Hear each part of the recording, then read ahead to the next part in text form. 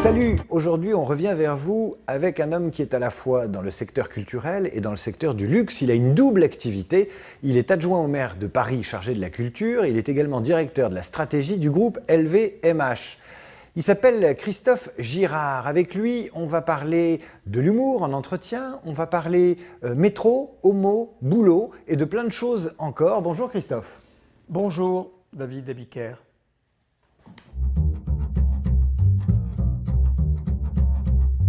Le premier, c'est avant Saint-Laurent-Berger, à vrai dire, c'était chargé de mission comme étudiant à Europe Assistance. Et je me souviens avoir été interrogé par un garçon assez beau et une fille assez belle et avec une très belle poitrine. Et j'avais beaucoup de mal dans l'entretien à ne pas regarder sa poitrine. Et voilà, et j'étais embauché. Franchement, dans la balance, si l'homosexualité était un avantage de carrière, je pense que ça se saurait, il y aurait plus d'hétéros qui se feraient passer pour homo. La sexualité n'est pas une qualité, mais ce n'est pas un défaut. Dans son travail, si on est bien dans sa peau, ça n'est plus un sujet. Et ça ne doit pas être un sujet. Je pense qu'il n'y a pas à dire, mais je pense qu'il n'y a pas à mentir. Plutôt ça. Ne mentez pas. Ne vous mentez pas et ne mentez pas aux autres. Mais à dire non, attendez, j'ai jamais vu personne entrer dans mon bureau où je vais me dire bonjour, je suis hétéro. Donc pourquoi il y aurait à le dire quand on est homo? Il n'y a pas à le dire.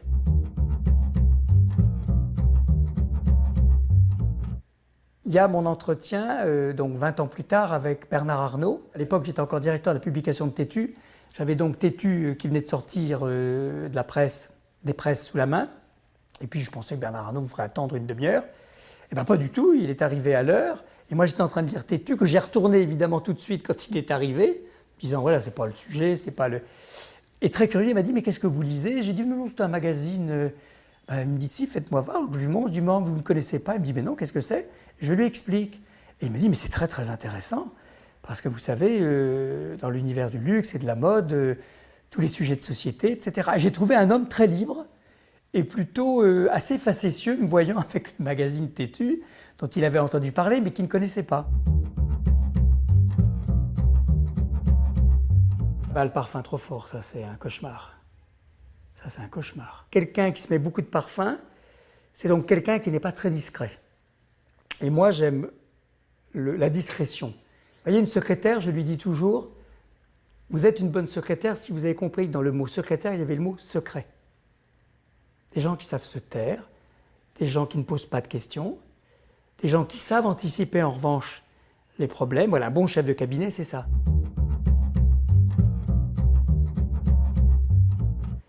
Souvent d'ailleurs avec, comme ça, avec un peu d'humour ou en posant des questions un peu indirectes. Je demande par exemple leur signe du zodiaque. Parce que c'est un sujet qui n'est pas le sujet de l'entretien, que ça permet éventuellement de mettre le candidat ou la candidate à l'aise.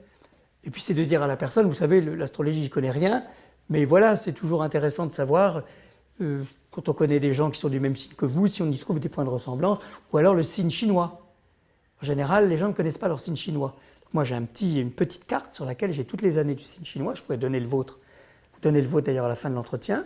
C'est toujours très amusant de savoir si quelqu'un est chèvre, serpent ou singe, par exemple.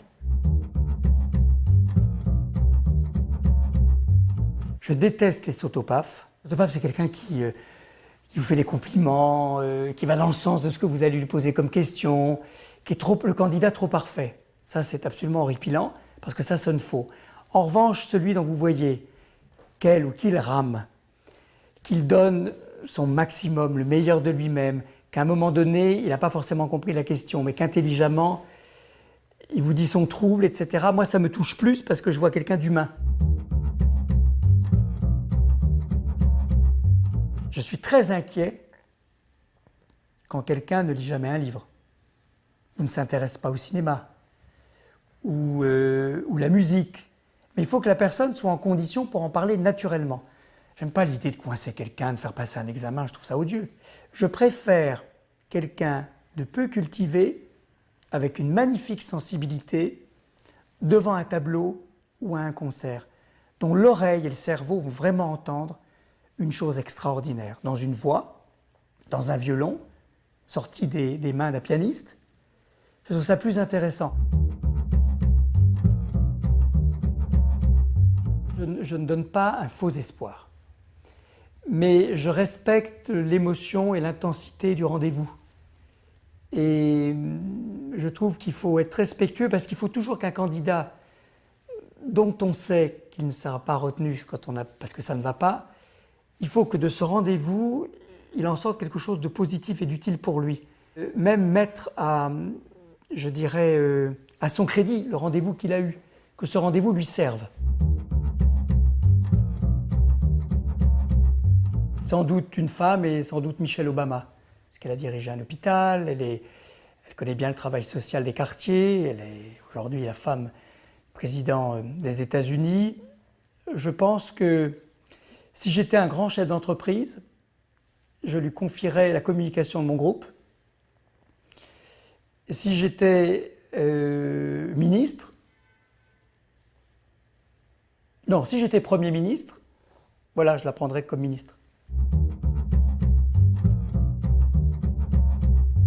Je crois que dans un entretien d'embauche, je ne saurais pas mentir.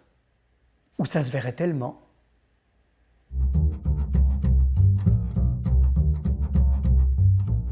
Ah oui, le chant.